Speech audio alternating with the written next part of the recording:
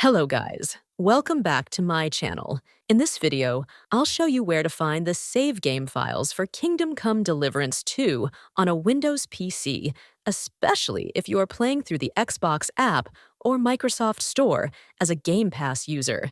First, open File Explorer on your Windows computer. Go to this PC. Then open the C drive. After that, open the Users folder and then open the folder with your username. Next, open the AppData folder. Now open the local folder. Then find and open the Packages folder.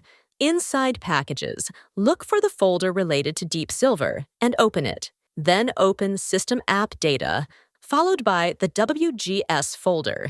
Inside the WGS folder, open this folder. Here, you will find your save game files.